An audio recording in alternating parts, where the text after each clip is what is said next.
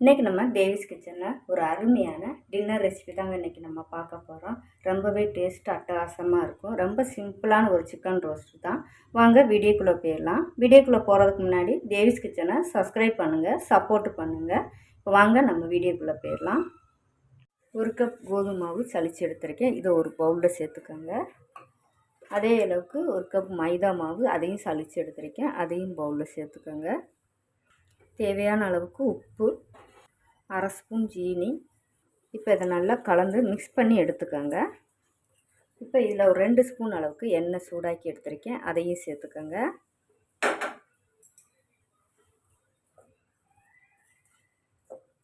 வெது வெதுப்பான தண்ணி சூடு பண்ணி எடுத்துக்கோங்க. கை பொறுக்கிற அளவுக்கு சூடு பண்ணி எடுத்துக்கோங்க. கொஞ்சம் கொஞ்சமாக விட்டு சப்பாத்தி மாவு பதத்துக்கு பிசைஞ்சு எடுத்துக்கோங்க.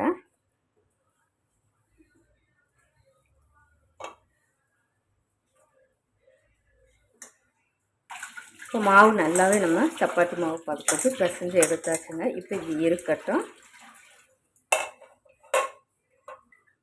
இப்போ ஸ்டவ் ஆன் பண்ணி கடாய் வச்சுருக்கேன். இப்போ கடாயில் தேவையான கலப்புக்கு எண்ணெய் சேர்த்துக்கோங்க. சிக்கனுக்கு இது கூட பட்டை, கிராம்பு, கல்பாசி, அன்னாச்சி பூ எடுத்துருக்கேன், சேர்த்துக்கோங்க.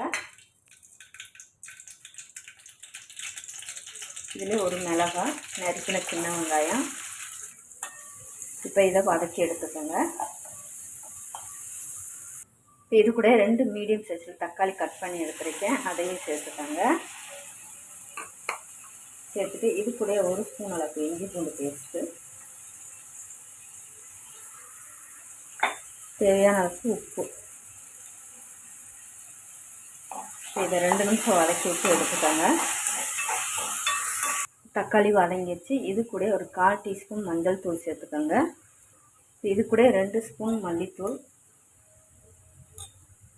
1 டீஸ்பூன் ஜீரகத்தூள், 1 டீஸ்பூன் மிளகுத்தூள், காரத்துக்கு அரை டீஸ்பூன் மிளகுத்தூள். இது கூட 1 ஸ்பூன் அளவு இல்லை 2 ஸ்பூன் அளவுக்கு தயிர் சேர்த்துக்கோங்க. இதையுமே நல்லா வதக்கி விட்டு எடுத்துக்கோங்க. பச்சை வாசனை போகிற ஒரு 1/4 கிளாஸ் அளவுக்கு தண்ணி சேர்த்துக்கோங்க.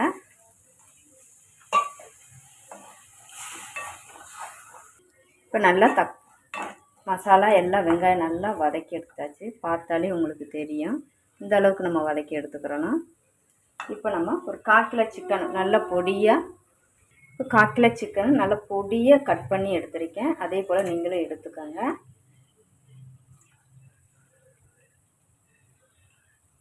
இப்போ சிக்கனுக்கு தேவையான அளவுக்கு உப்பு சேர்த்துக்கோங்க. உப்பு போட்டதும் 2 நிமிஷம் நல்லா வதக்கி விட்டுக்குங்க. சைடில் மசாலா இருக்கிறதெல்லாம் நல்லா எடுத்து விட்டு வதக்கிக்கோங்க.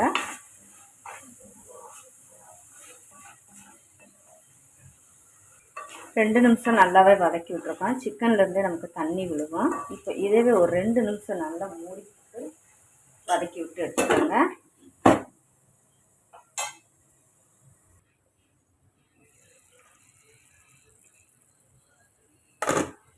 நல்லாவே நம்ம மூடி போட்டு வதக்கி எடுத்துருக்கோம். சிக்கன் இன்னும் நம்ம தண்ணியே சேர்க்கலை. இப்போ நல்லாவே கொதிக்குது.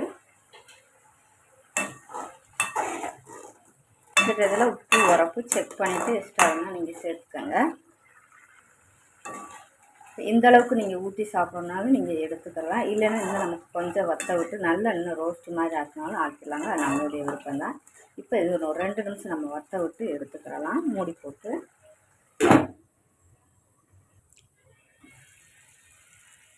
ரொம்பவே இப்போ அருமையாக சிக்கன் ரோஸ்ட்டு ரெடி ஆகிடுச்சுங்க. இந்த அளவுக்குனால் நமக்கு இருக்கணும் தொட்டு சாப்பிட்றதுக்கு. இது சப்பாத்திக்குன்னு இல்லை, நமக்கு அப்பத்துக்கு இடியாப்பத்துக்கெல்லாம் ரொம்பவே சூப்பராக இருக்கும்.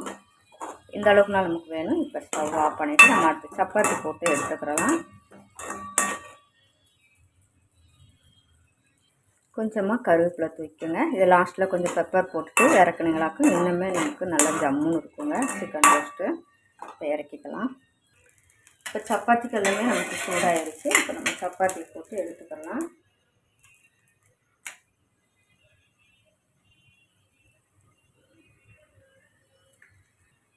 இப்போ இந்த சைடு நம்ம திருப்பி போட்டுக்கலாம்.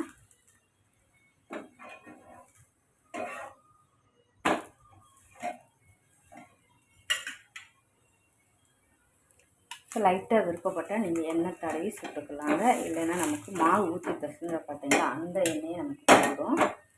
குட்டீஸ்லாம் கொஞ்சம் விரும்பி சாப்பிடுவாங்களே, அவங்களுக்கு கொஞ்சம் நெய்யோ பட்டரோ எதுனாலும் தடவி கொடுங்க. பெரியவங்களாக இருந்தால் இந்த மாதிரி லைட்டாக நம்ம தடவுனாலே போதும். இல்லைன்னா நமக்கு ஊற்றின எண்ணெயே போதும்.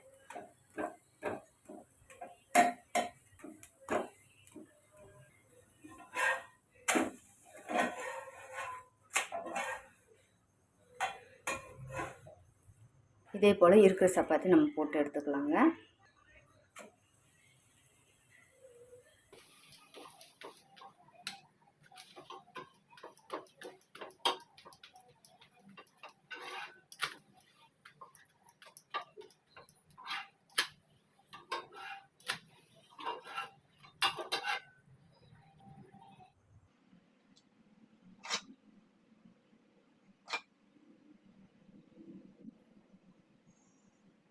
இன்றைக்கி நம்ம ரொம்பவே ஒரு அருமையான டின்னருக்கு சப்பாத்தியும் ஒரு சிக்கன் ரோஸ்ட்டும் தாங்க இன்றைக்கி நம்ம பார்த்துருக்கோம்.